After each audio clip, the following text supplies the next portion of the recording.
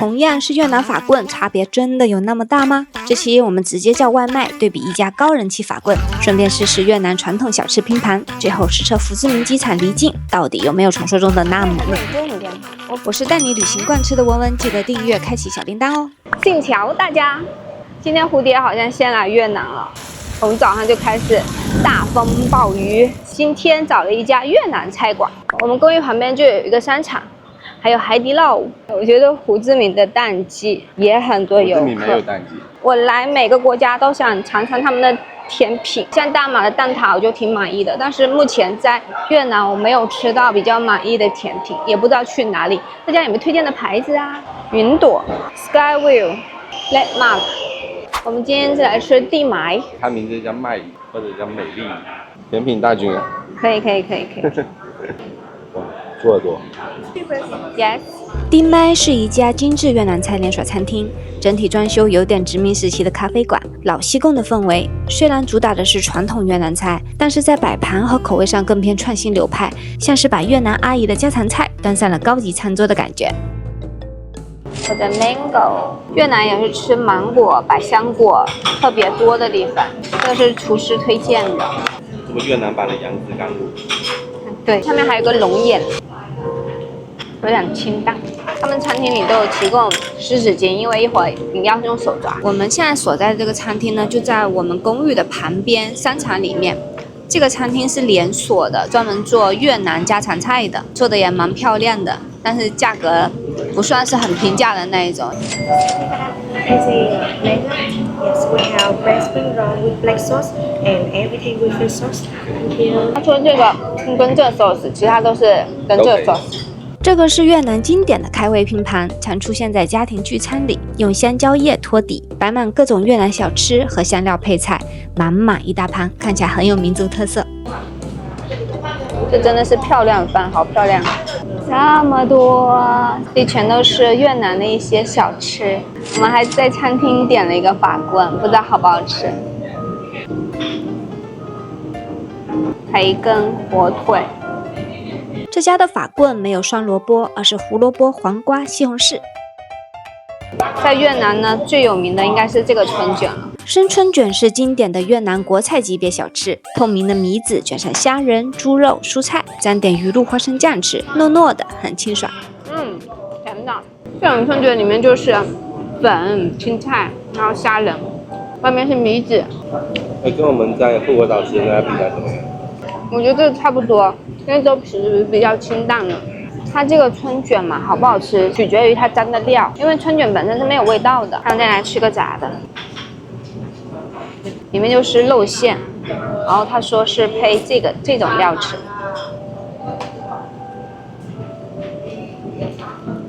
挺香的，还会热。那个料酸辣的，两个酱都是甜，这个浓一点。它这里面有薄荷，还有紫苏跟生菜。这块应该是什么饼，我也不知道，看是鱼饼还是虾饼。你猜是什么？肉饼吧。也是沾这个甜辣酱吃。它里面加了黑胡椒，不是鱼饼，也不是虾饼，没有虾肉的。而且这个是牛肉沙拉。它这沙拉里面有稻田香草，很多的洋葱，还有辣椒跟蒜。他没有给我鱼腥草，我都已经谢天谢地了。我简直崩溃。我觉得里面好像有鱼腥草，有那种味道。这菜我很怀疑是嫩版的折耳根，是吧？这个我真的是无能为力。我刚以为是稻香草，我就大吃了一口，然后就放在嘴里，哎，熟悉的味道上来了，越来越上头，我就快点崩溃了。鱼腥草，这还是鱼腥草的 baby， 但是它已经具有鱼腥草的味道了，然后我眼泪都放出来了，救命啊！这是吐啊，这不吐啊，救命！好可怕，它最近以各种形态出现在我的菜肴里面。这个小的哈，没有它大片叶子的味道重，我那天吃完直接都快哕出来了。这是槟榔叶加牛肉，应该是在夜市有看到这个槟榔叶烤牛肉，就这种。槟榔叶的味道很像芝麻叶。没吃过槟榔？我没有吃过。你真的没吃过槟榔？没有，我以为槟榔很臭，结果这个还好哎，没有槟榔很好吃，不会喧宾夺走吃。来一直咬，整个嘴巴都红红的。就是槟榔叶有个不是槟榔啊，这槟榔叶的味道没有紫苏重。虾的沙拉，啊，这个是呀。它这边就它这鲜虾沙拉，这个是什么东西？茭白吧，茭白可以生吃的吗？不是吧？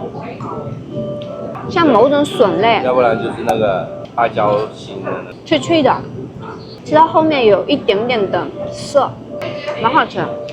然后它这边有2个，一个是米饼片，一个是虾片，就没了，这盘就结束了，都吃了一遍。哪个好吃？这是米饼片，有种焦焦的，看起来芝麻的味道。这虾片就蛮普通的，我觉得这虾片没有印尼的好吃。它这一盘小吃吧，其实是非常不一样的，但是因为它蘸的酱汁都是一样的嘛，就导致这一盘其实我感觉都是一个味，就味道不是分得很清楚，算是漂亮菜吧。虽然很大盘，但管不了饱的，因为我都吃不掉。它的味道太一致了，拍照啊或者是新奇啊可以点一点，我觉得还是法棍会更香一点。很脆啊，看这个料。所以我们这个吃法棍的时候，就是嘴巴要张得很大很大。你觉得这怎么样？还可以吧，没有昨天的好吃。昨天那个简直就是封神之作。吃过这么好吃的法棍，上次还是在惠安，再上次还是在暹粒柬埔寨。但暹粒柬埔寨它是很简易版的，里面就是加酸木瓜一些肉。然后胡志明一定要去吃那家法棍，这家法棍也不错啦，就很脆，它里面也有干酱，然后干酱没有昨天的好吃。我发现越南有很多荔枝，但他们荔枝 ，thank you， 他们的荔枝跟我们的荔枝好像有点不一样，它荔枝上面很少那种凸点，就跟泰国也有荔枝，泰国荔枝也是偏酸，但他们个头都挺大的。这几天都吃生的青菜，想吃炒的了，然后点了一盘小白菜。我觉得越南的青菜呢，除了生的那些香料外，它炒的青菜一般就是空心菜，然后还有就是小白菜了，还有一个是那种扁扁的豆，是不是臭豆就挂在那边，这么宽的那种豆子，然后旁边有锯齿状的。这2天吃东西都吃到了。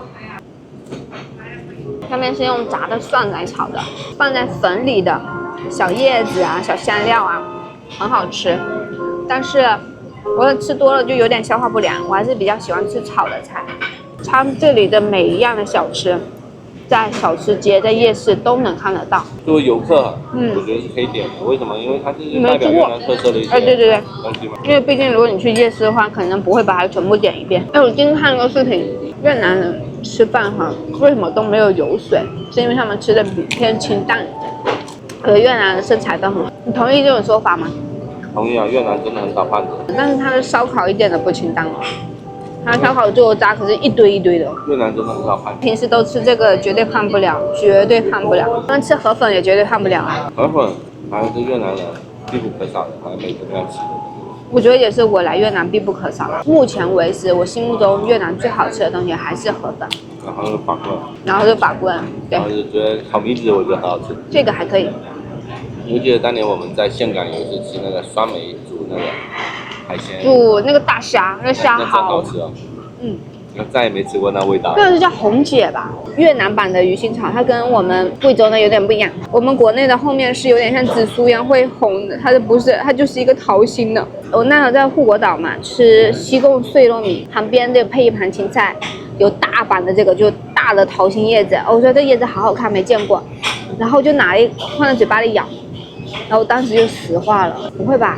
它菜没洗嘛，是从池塘里捞起来的嘛？我就问桃叔，我说你没闻出鱼腥味？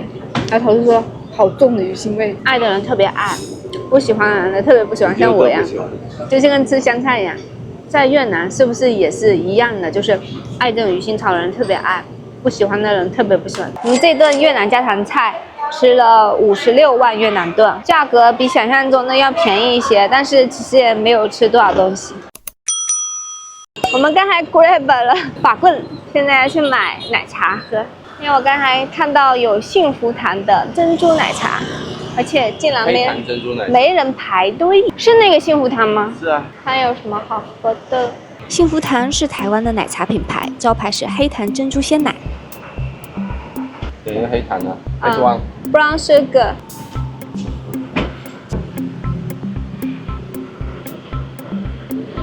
Thank you。这杯珍珠奶茶呢要59000越南盾，大概17人民币左右，而且还是 medium 的。这是他们家卖的最好的黑糖珍珠奶茶。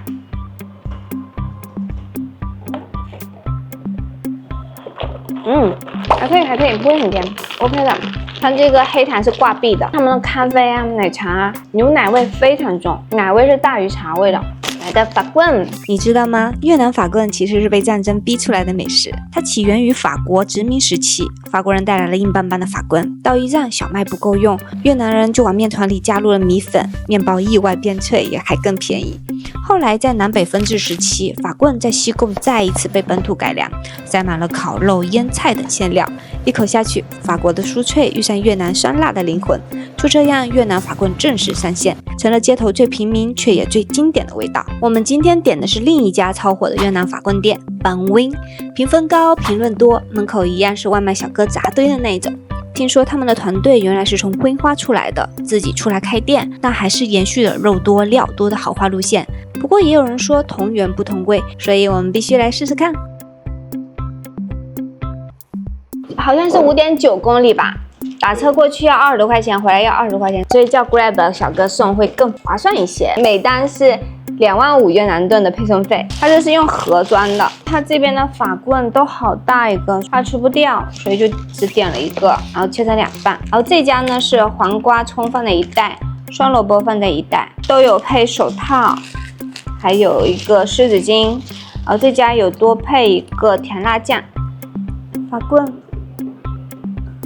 当当，他们法棍料都好多好多。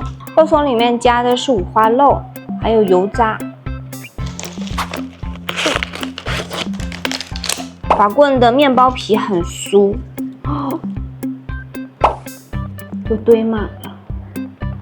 这尾巴部分吃起来也特别油，它里面都有干酱，我觉得干酱好好吃。现在要开始加料了。我觉得他们的店其实也挺卷的，一家做得好的话，另外一家也会做。这是配菜。这是萝卜，我们为什么要点这家呢？应该你看，这个也是外卖小哥排满掉了，所以我们就不错不错，看起来是很有人气的。双萝卜没有那家店好吃，因为它是偏甜了，那家店的是酸的。它这家有加油渣，这一家的法棍也很好吃，肉超多，因为好像就是干酱，超好吃的。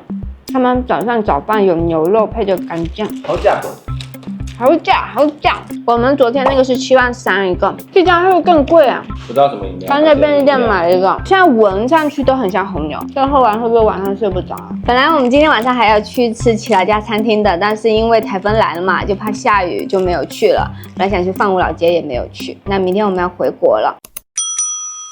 Hello， 我是文文，我们今天要离开越南回国了，已经到机场了。待会儿看一下能不能拍一个出境攻略。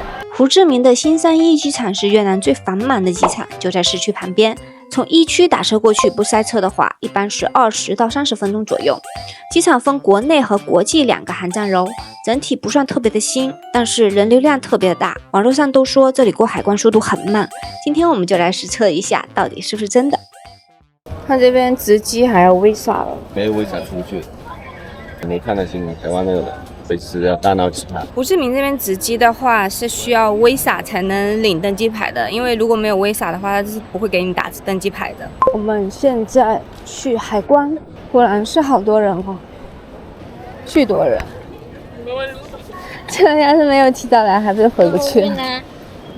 提早2个小时到机场最早。刚刚又发生一个很有趣的事情，过海关都有人插队，直接把这种线拉下就钻过去了，挺让人震惊的。这边也没有人维护秩序。它海关开的柜台挺多的，但是要看你海关的效率，你遇到的工作人员效率。对，你要观察一下哪个队伍比较快。我们刚才那个观察过的。对，我们观察过，因为他换人了嘛。胖胖的大哥。我觉得我们这一组的海关动作非常的慢，隔壁都过去了5个了，七个我们过他才过2个，就非常慢。我不知道他是电脑算的慢，还是他行动比较慢，就感觉他就是一直在摸鱼。工作效率呢是2比7，就是我们这边到第2个，隔壁已经走了7个，所以建议大家来胡志明坐飞机回国的话，就国际航班要提早来，因为过海关排的队伍实在是很长，然后呢就导致于他后续的安检，因为一过完海关就是安检嘛，就安检的队伍也就很长了。设下胡志明过海关需要提交的资料就是护照跟令子签，还有登机牌，给他就可以了，不需要拍照，也不需要按指纹，就等他去操作，等他去盖章。他们的离境章呢是盖在令子签的背后，过以后最好还是保留一下。你办下次的电子签的话，他可能需要你提供上次入境的日期跟离境的日期，就记得清楚。那今天的视频就到此结束啦。喜欢这期视频的朋友，记得帮我点赞、订阅、开启小铃铛。我们大马见，马起飞了，拜拜。就在胡志明市区买3个5的香烟，一盒才10块钱左右，还是10块钱以内吧。但是在机场免税的话，它的免税价格是跟各国免税商店差不多的价格，所以市区内买这个香烟会比机场买香烟要便宜。我这次胡志明跟富国岛2个城市玩下来，我个人感觉是胡志明的物价真的要比富国岛高很多，就是超市的物价都要比富国岛要高很多。所以我觉得要是买特产啊，买伴手礼啊，如果有去富国岛的话，就在富国岛上买好再去胡志明，因为胡志明超市的东西我觉得跟广州没什么差。